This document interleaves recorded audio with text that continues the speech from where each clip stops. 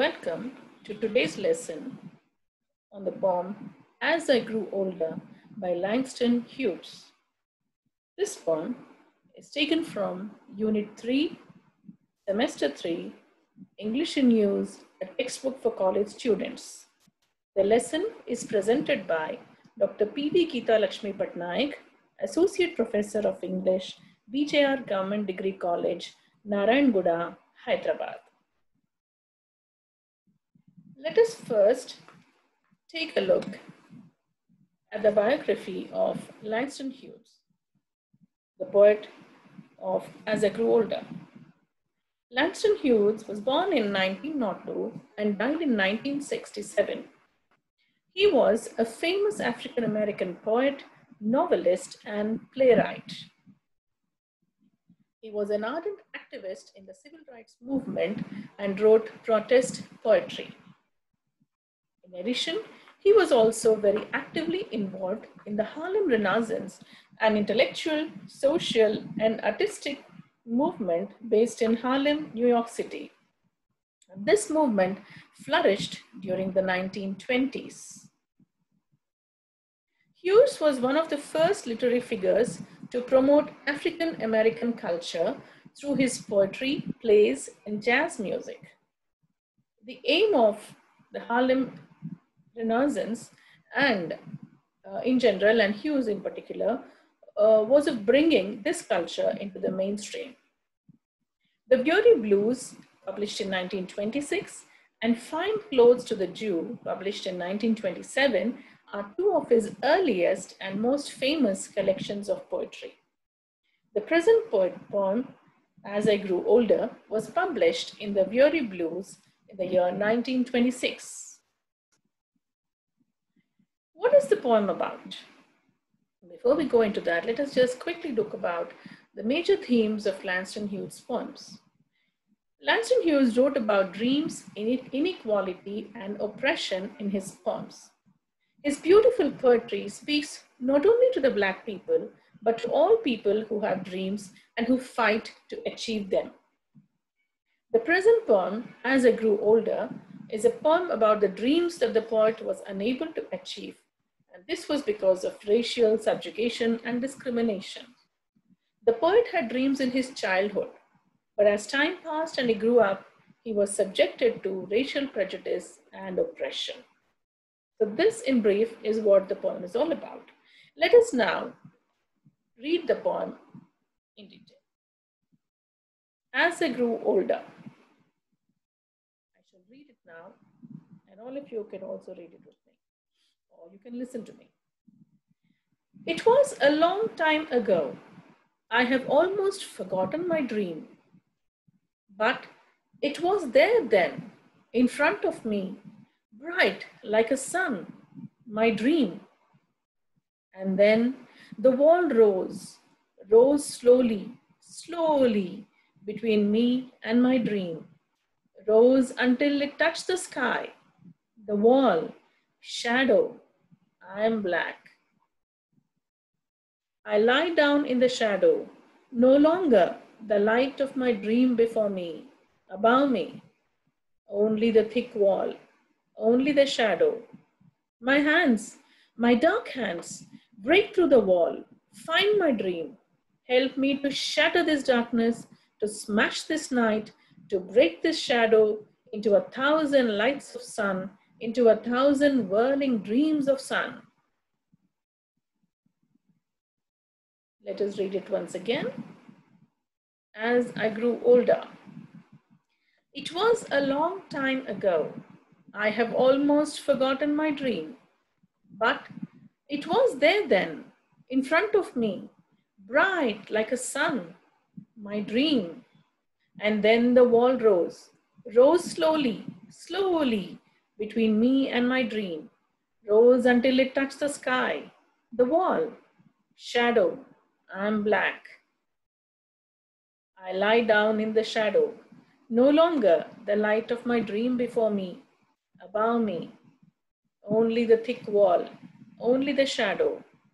My hands, my dark hands, break through the wall, find my dream, help me to shatter this darkness, to smash this night, to break this shadow into 1,000 lights of sun, into 1,000 whirling dreams of sun. As we have seen, the poem is actually one long stanza. There is no division into different stanzas actually. This poem is structured, as I said earlier, in the form of one long stanza. However, as we read the poem, we can make out that there is a difference in the timelines. Let us quickly look at how we can break down the poem into these different timelines. There are three timelines in the poem. The first one, which I have highlighted in blue, is the first time, or the past, a time in the past, a moment in the past. It was a long time ago. I have almost forgotten my dream, but it was there then, in front of me, bright like a sun, my dream. This is the first timeline. The second one is, and then the wall rose slowly, slowly between me and my dream, rose until it touched the sky, the wall, shadow, I'm black. I lie down in the shadow, no longer the light of my dream before me, above me, only the thick wall, only the shadow. This is actually a combination, the second part is actually a combination of a time in the past as well as the present. So you can say that this is the earlier past and this is the later one. So in this past, which is analogous to the childhood of the poet, the speaker, as it says, it was a long time ago. In this period or in this timeline, we can see that the speaker had a dream, but then he has almost forgotten the dream. In the present, he has forgotten the dream, but in the past, it was there. It means that in the past, he had a dream. And what was the dream like? The dream was bright like a sun. It was there. Then, this is the word. The most important words in these few lines are the words long time ago as well as then. So the dream that was there then is no longer here now. He has almost forgotten it. So in the past, a long time ago, he had a dream, but now he has almost forgotten it. But it was there then, he says. He asserts that he had a dream then. It was there in front of him, bright like a sun. And what was it? It was his dream. And then the wall rose. In the second part of the poem, as we can see, the speaker says that, and then the wall rose. Now, what is this wall? If we take it literally, he had a dream and the dream was as bright as a sun, but then something came between him and the sun, something came between him and the dream, and that was the wall. He says the wall rose. How did it rise? It rose slowly, slowly between me and my dream. So this wall came between the speaker and his dream, and it rose until it touched the sky. The wall, he says. The wall. The wall rose until it touched the sky. The wall rose slowly, slowly between him and his dream, and rose until it touched the sky. And what happened then? It created a shadow. And now the speaker is in the shadow. He is black. I lie down in the shadow, no longer the light of my dream before me. Above me, only the thick wall, only the shadow. So now the speaker is in the shadow. In fact, he is lying down in the shadow. The light of the dream is no longer before him. Above him, all that he can see is the thick wall, only the shadow. Let us go back to the first few lines of the poem. As we can see here, the speaker says that a long time ago, he had a dream, but then he has almost forgotten it. So when we read this poem in the context of the civil rights movement, and especially in the context of the Harlem Renaissance of the 1920s, it is easy to see that Langston Hughes is referring to the kind of racial discrimination that almost all African Americans had to face during the 1920s. these African Americans had no right to dream, to aspire for the kind of world that the whites in America could aspire to. And so, in his childhood, like all other African American children, Langston Hughes also had a dream. He had a dream that he could do something with his life, that he could achieve something in his life. But then, as he grew older, he realized that not everything was similar, not everything was equal, not everything was bright. He realized that life was different for him from the whites. Since he was black, since he was a black American, he had no equality. He was not equal to the whites in the country. And therefore, it is then that the wall rose. And what is this wall? The wall is nothing but the wall of racial discrimination. This wall is so strong, so large, so huge that it comes between him and his dream. And this wall puts a stop to all his dreams and aspirations. And that is when he realizes that the wall has cast a shadow over his dreams. It is then that he realizes that he is black. As this is, I am black, is a sense of realization that he is a black American. He is not white like the others around him. In fact, it is because of his blackness or because of his race that he cannot achieve his dream. So the wall, which is the wall of racial discrimination, comes up between him and his dream, and it puts him, or he throws him into the shadow. It tells him that he is black. And that is when he is full of despair. He has lost all hope, and he lies down in the shadow because the light of his dream is no longer before him. All that exists now is a thick wall, only the shadow. And this is the depths to which racial discrimination threw all those black Americans during the 1920s. Even before that, and for quite a long time after that. Therefore, the second part of the poem is all about the despair, the loss of hope that the speaker had to face because of his realization that racial discrimination has cast a shadow over his dreams. However, there is a change in the third part of the poem, and this is a third timeline, or the third sense of time that we see, and this is the present in which he realizes that he has a chance of hoping once again. He has a chance of affirmative action, and we can see how the words are full of energy and hope, and he makes use of a lot of exclamation marks here. So you can see 1, 2, 3, 4, and 5 exclamation marks. He says, my hands, my dark hands, break through the wall, find my dream, help me to shatter this darkness, to smash this night, to break this shadow into 1,000 lights of sun, into 1,000 whirling dreams of sun. It is in this part that we can see that the poem has a message of empowerment. So when in the first part, where he talks about how he had a dream and how the dream was bright like the sun, this part is in the past. But then as he grew older, that is when the wall rose, and he realized that his race is a block now. It has become an obstacle because of the discrimination around him. And it is only later that he realizes that he can use his hands to break through the wall. He can use his hands to find his dream, and therefore he exhorts his hands, he tells his hands, his dark hands, look at how he emphasizes the word dark, how he emphasizes the color of his hands. And so he says, my hands, my dark hands, break through the wall.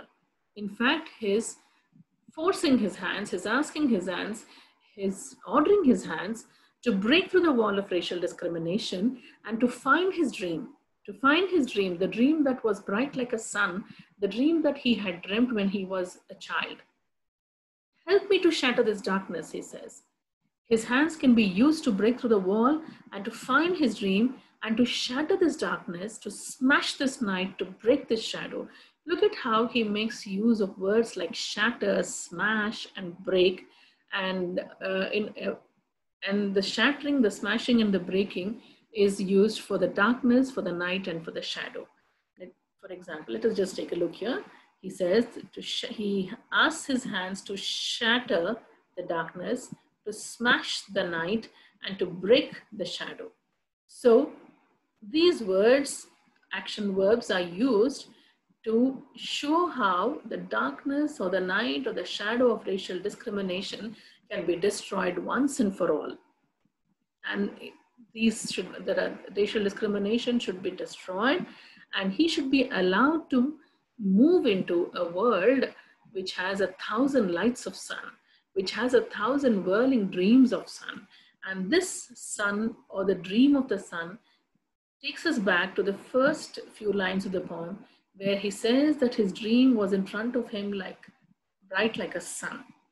So these words take us back to the first lines of the poem, where the words are, there's a repetition in the words of words like dream, like the words like sun. So these words are repeated at the end of the poem. And therefore we see that there is a movement from the past, an earlier past, to a later past, and then to the present. And this present looks towards the future. So let us quickly take a look at the poem once again. The poem can be divided into 3 parts. And in these 3 parts, we can see how the poet talks about his dream, what his dream was in the first part, and what had happened to his dream, and how he has begun to dream again in the present. So in the first part of the poem, he says that a long time ago, he had a dream, but now he has almost forgotten the dream. But then it was there then in front of him, and the dream was bright like a sun. It was a beautiful dream. It was a time when he was innocent, when he was naive, when he did not know about the obstacles that were about to come later in his life. Then the poem moves to a later time, to adulthood. If this is his childhood, then this is the adulthood. And in his adulthood, as he grew older, a wall rose, and this wall is the wall of racial discrimination. And how did the wall rise? The wall rose slowly between him and his dream, and rose until it touched the sky. And because the wall had come up, it cast a shadow, and it is then that he realized that he was black. And because of this realization, he is filled with despair. And as he lies down in the shadow, the light of his dream is no longer before him. All that is there before him and above him is the thick wall, the shadow of the thick wall. And it is in these few lines that the despair of the speaker is encompassed. However, the last lines in the poem move to the present, a present where the speaker is aware that he has the power to change his fate. He has the power to change his life. He has the power to shatter the shadow of racial discrimination and break into a new world, a world where there is hope once again, a world where he can once again dream, and he can dream of a sun, or he can dream, and this dream is going to be as bright as the sun. It is compared to 1,000 lights of sun, 1,000 whirling dreams of sun. The poem is a sharp critique of the negative effects of racism, prejudice, and discrimination. Its themes are the loss of dreams, inequality, and oppression. It talks about how people lose their ability to dream, to achieve their dreams because of several kinds of discrimination. Let us now move on to the kind of images that are used in the poem. The poem makes use of many images of light and darkness or shadow. This has a very special significance in the context of the poem. As we all can see, the poem is written by an African-American poet who was one of the leading figures of the Harlem Renaissance in New York City, in Harlem area, New York City, and then during the 1920s. Therefore, the poem makes very specific use of the images of light and dark. Within the context of the poem, light symbolizes dreams, hopes, optimism, possibilities, goodness, awareness, and intellectual achievements. Whereas darkness symbolizes prejudice, racism, discrimination, hatred, evil, and ignorance. And therefore, when the poem talks about light, it talks about how the speaker has many dreams and hopes, and how he's filled with optimism, and how his life seemed to be full of possibilities, how he is full of goodness and awareness and the hope for intellectual achievements. However, when darkness is used as a symbol, it symbolizes prejudice, racism, discrimination, hatred, evil, and ignorance, all negative qualities. Moving on, we can see that the poem shows a very definite movement. So, in the first part of the poem, as we have seen, there is the past, the depiction of the past, and this past is a past of his childhood. And then the movement is towards a later past, and this past is the past of his adulthood, yes, but then again, it is not the present. This adulthood is sometime in the past.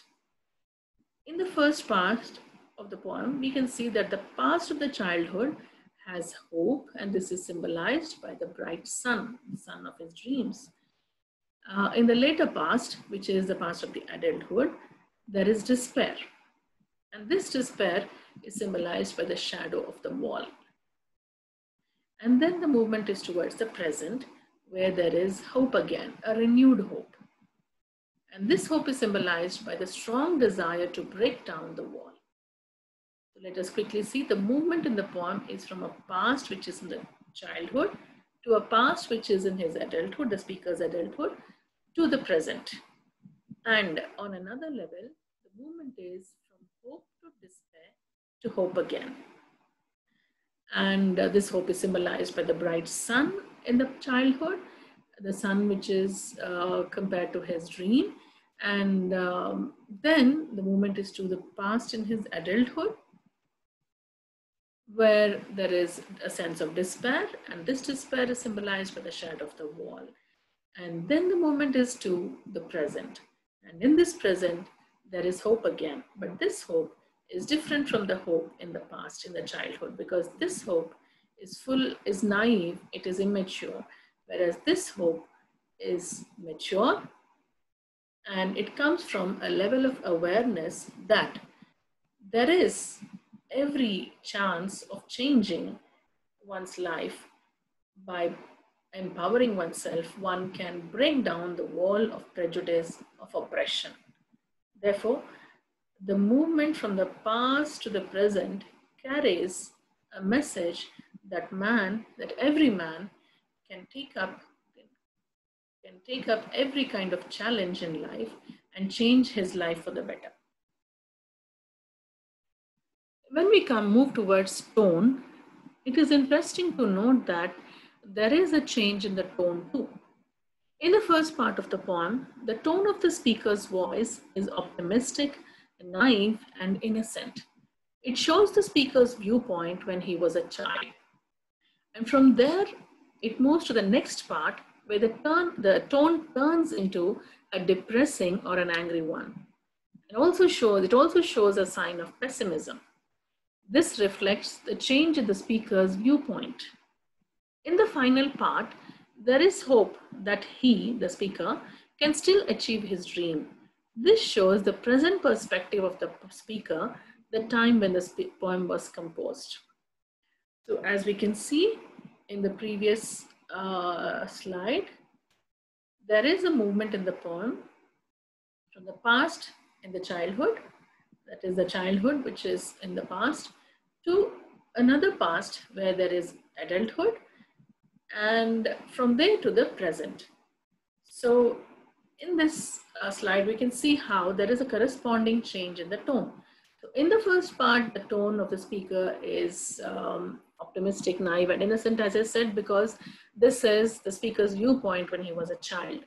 So the viewpoint of the child changes as the speaker, the child, or the speaker who is a child in the earlier part, turns into an adult. So as an adult, the realization that there is an obstacle of racial discrimination makes the speaker adopt a tone of depression and anger. And this tone also shows pessimism. So this change is a reflection of the speaker's viewpoint. In the final part, we can see that the tone of the speaker changes because there is an awareness that he can still achieve his dream. And here we can see how the present perspective of the speaker is very optimistic. In fact, it is very energetic, it is very empowered, and the speaker is full of hope that he will change his future. Let us next see how figurative language is used in the poem. The poem makes use of around 4 figures of speech. The first figure of speech is the simile. A simile is defined as a figure of speech that makes a comparison between two unlike things using the words like or as. One of the examples of a simile in the poem is these lines. I have almost forgotten my dream, but it was there then in front of me, bright like a sun. So this is the simile which is there in the first part of the poem. Moving on to the explanation, we can see how Hughes compares the brightness of his dream with the sun in order to convey the message that his dream or aspiration for the future was once very bright and shining. It gave light to his life. However, reality had forced his dreams to fade. This simile is very important because it shows how reality had changed his dreams and how his realization that he has the ability to change this reality. This is what is shown in the last part of the poem, and therefore this simile has a very important role. It has a lot of significance.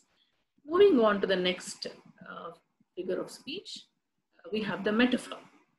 The metaphor is a figure of speech in which a word or phrase is applied to an object or action to which it is not literally applicable. In other words, a metaphor is also a thing regarded as representative or symbolic of something else. A metaphor is a thing which is regarded as representative or symbolic of something else. The example in the poem is these 3 lines. Above me, only the thick wall, only the shadow. In the poem, the wall is used as a metaphor to represent racism and prejudice that shatter dreams. It is presented as an obstacle to the poet's dream. The poet feels defeated, but at the same time, he is not going to give up his dream. His dark hands will help him to shatter the metaphoric wall and will destroy hatred and racism. As we can see, the wall plays a very important role in the poem. So it is used as a metaphor over and over again. Moving on to the next figure of speech, we have the personification. Personification is the attribution of a personal nature or human characteristics to something non-human. It is also the representation of an abstract quality in human form. In the poem, in the context of this present poem, we can see an example in these lines.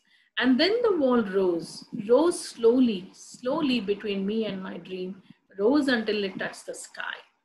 Here we have an example of personification because the wall is depicted as having risen up as an obstacle between the speaker and his desires. The inanimate wall looms over the speaker and also touches the sky. And therefore, this is an example of personification. The poem also uses hyperbole. And the hyperbole is a figure of speech that uses extreme exaggeration to make a point or to show emphasis. As we can see here, in these lines, help me to shatter this darkness, to smash this night, to break this shadow into 1,000 lights of sun, into 1,000 whirling dreams of sun. Here, extreme exaggeration is used to show emphasis. It's also used to make a point. The word 1,000 is used in an exaggerated way to emphasize the speaker's desire to have the darkness of his oppression overshadowed by light. This is because he wants a light that is equal to the hope and promise of the bright dream of his childhood. So as we can see, four figures of speech are used here. That is a simile. The poet makes use of similes and metaphors, personification, and hyperbole. So, the points to remember in the poem. The first is that the poem is a struggle or a narrative about struggle and empowerment. It portrays the loss of dreams and idealism that often occurs when someone is confronted with obstacles. The poem uses figurative language to dramatize the speaker's loss of hope as he struggles against impossible odds. The poem begins with a dream which the speaker once had, but then had to relinquish because the wall of racial injustice blocked it. However, this does not mean that the dream ceases to exist. The speaker simply cannot see anymore. The poem ends on an affirmative note as the speaker is filled with determination and vigor and decides to smash the wall in order to reach for his dream again.